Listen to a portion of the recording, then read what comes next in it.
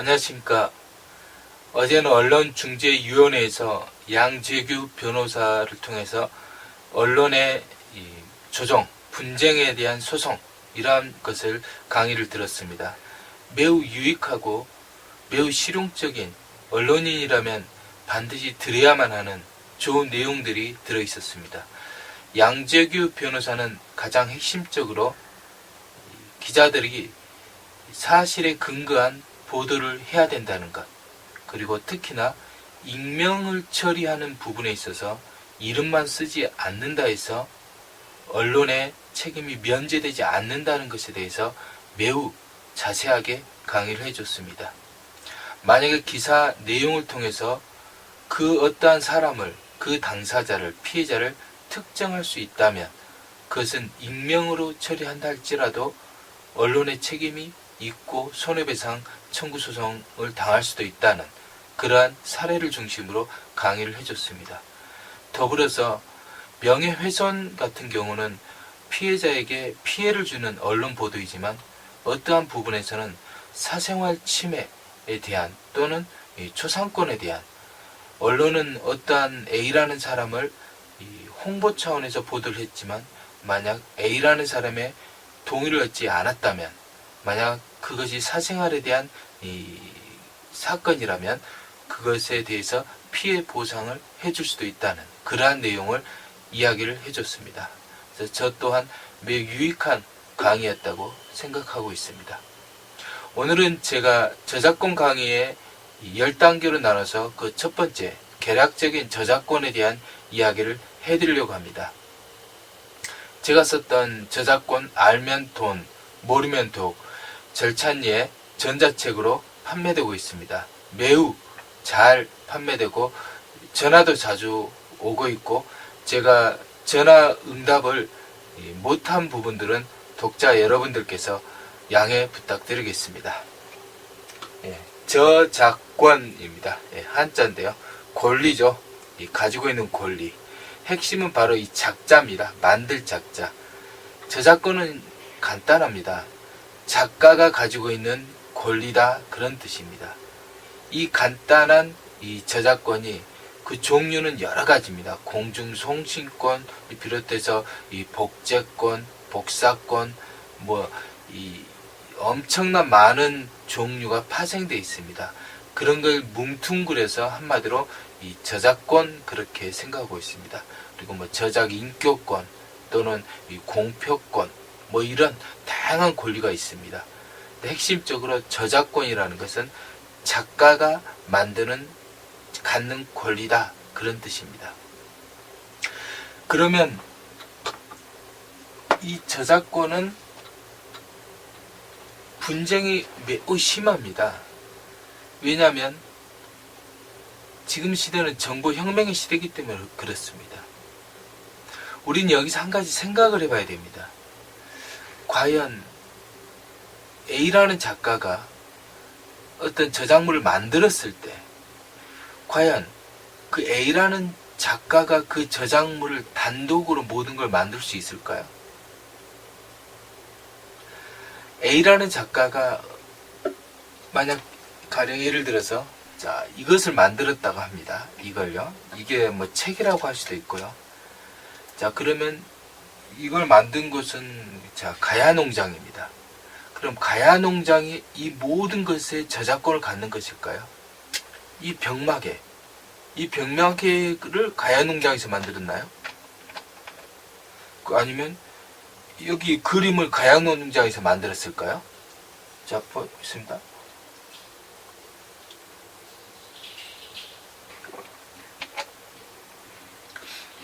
굉장히 맛있습니다. 과연 가야농장에서 만든 게 뭘까요? 토마토일까요? 혹은 이 PT병, 이걸 가야농장에서 만들었을까요? 제가 무슨 이야기를 드리는지 이제 좀 감이 잡히셨을 수도 있을 것입니다. 저작권이라는 것은 단순하게 생각할 것이 아닙니다. 예를 들어서 어떠한 책을 만들었다 했을 때 과연 그 책 안에 있는 모든 것이 A라는 작가의 저작권이 영향을 미친다는 것은 아닙니다. 단지 그 A라는 책에 대해서 이 보편적으로 포괄적으로 A라는 작가가 저작권을 갖는다는 것이고, 그 안에 모든 것에 전체적으로 이 전능적으로 모든 이 권리 범위 안에서 A라는 작가가 다 그 저작권을 갖는다. 그건 결코 아닙니다. 그래서 저작권 분쟁은 법률 소송도 많고 쟁점도 많고, 아직도 여전히 저작권법에 대한 사법부의 판결은 완성되지 않았습니다. 지금도 플렉서블하고 세계적으로 저작권 분쟁에 대한 이 분쟁 사례가 각양각색으로 서로 다른 판결이 나오고 있는 것입니다. 그러나 핵심은 바로 이런 것입니다. 저작권이라는 것이 있었을 때 과연 이런 것입니다. A라는 저작물이 있습니다. A라는. 그러면 이제 B라는 또 이 새로운 저작물이 있겠죠. 그러면 항상 온 저작권자가 B라는 저작물에 대해서 소송을 제기합니다. 왜 내 걸 침해했어? 왜 내 걸 베꼈어? 왜 내 걸 허락도 없이 가져다 썼어? 그러면 이 B라는 사람은 그것에 대해서 대응합니다. A, 너도 갖다 썼지 않니? 그렇게 대응하는 것입니다. 내가 A, 너 것을 갖다 쓴 게 아니야. 너는 이 다른 O라는 걸 갖다 썼잖아. 그래서 나는 O를 갖다 쓴 거야. 그리고 O는 누구나 갖다 쓸 수 있는 공공의 저작권. 그건 저작권이 없는 거야. 왜냐? 누구나 알고 있는 보편적인 상식이고, 그것은 법률에 기반한 것이고, 또는 무료 이용할 수 있는 저작권이 없는 것에 대한 것이고, 그것은 이미 널리 알려진 누구나 알고 있는 공공의 지식 같은 거야. 그러니까 나는 너의 것을 침해하지 않았어 라고 서로 다투는 것입니다. 그래서 이 저작권 분쟁에 있어서 이 소송을 제기할 경우에는, 만약에 소송을 제기한 그 당사자가 정말로 그 침해한 그 사람에 대해서 이 본인, 온 저작자가 이 독립적이고 창작적인 그러한 이 창작성, 그것을 가지고 있지 않다면 소송에서 이길 수 있는 확률은 100%는 아닙니다. 그러니까 먼저는 자기 자신이 독립된 저작물로 인정을 받아야 된다는 것입니다. 이 말 뜻은 뭐냐면, 물론 책을 썼을 때 그 책이 공표가 되면 그것은 A라는 작가가 이 독립된 저작물입니다. 가령 예를 들어서 제가 예를 들겠습니다. 자, 이게 바로 한자 쉽게 나누기에 제가 이제 책으로 잠깐 만들어서 무료로 이렇게 많이 배포됐던 책인데요. 이 책은 이제 전자책으로 나와 있습니다. 이렇게 종이책은 나와 있지 않고요. 근데 어떤 사람이 이 책을 다 베껴가지고 그대로 똑같이 이 교보문고에 유통하는 그런 사례는 없습니다. 요즘은 그렇게 무식하게, 그렇게 무차별적으로 너무 뻔히 보이게 이 정보를 베끼는 시대는 지났습니다. 요즘 그렇게는 하진 않고 여기 안에서 이 몇 가지를 이렇게 베낍니다.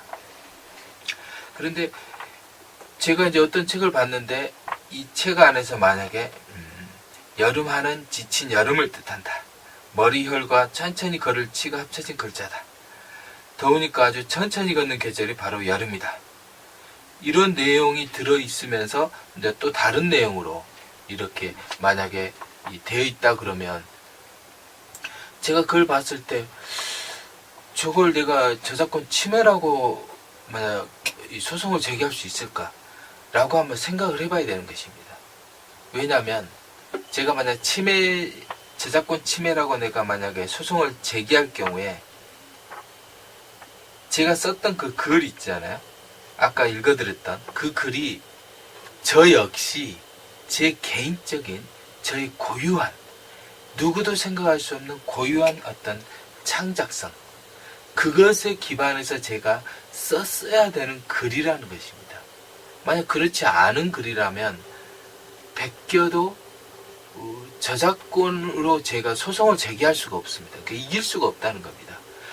분명 저 사람이 베낀 건 맞는데 저의 제작권이 있는 그 부분을 베낀 건 아니라는 거예요. 그래서 이러한 부분이 그냥 우리가 보통 저작권 하면은 포괄적으로 보편적으로 알고 있는데 그렇지 않다는 것입니다. 법원 판결은 이 세세하게 다툽니다. 예를 들어서 어떠한 부분을 베꼈다고 했을 때 그 베낀 부분에 대해서 내가 먼저 저작권으로 인정을 받아야 됩니다. 창작성이 있어야 됩니다. 근데 대부분 여기에서 이 창작성이 없는 것으로 판별될 때가 많습니다. 왜냐하면 이 소송을 당한, 그러니까 베꼈던 사람, 그 사람은 그 사람도 이 죽기 살기로 공격할 거 아닙니까? 그래서 이러한 부분들이 이제 양측의 입장을 가만히 생각을 해봐야 됩니다. 그래서 이 보통 저의 입장 또는 법원의 입장도 두 가지입니다. 저작권법이라는 게 이 저작자를 보호하는 법이면서 두 번째로는 공공의 이용을 이 원활하게 하기 위한 두 가지가 상충되어 있습니다. 그래서 이 항상 저작권 분쟁은 이 양쪽 이 관점에서 다투는 것인데 이러한 것을 생각해 볼 때 먼저는 우리는 사회생활 특히나 어떠한 새로운 창작물을 쓰게 될 경우에 스스로 모든 것을 만들 수는 없습니다. 독단적으로. 누군가의 것을 카피를 하지 않을 수가 없는 것입니다. 그게 바로 정보혁명의 시대입니다. 이것도 토마토 농장에서 만들었다고 할지라도 이 병마개 또는 이런 것들 물론 다 만든 겁니다. 물론 돈을 주고 샀겠죠. 하지만 돈을 주지 않고 산 것들도 있을 것입니다. 이 안에는. 그리고 예를 들어서 모든 것을 그 가치대로 다 주고 사야 된다 그러면 이 자체를 판매할 수 없을 수도 있습니다.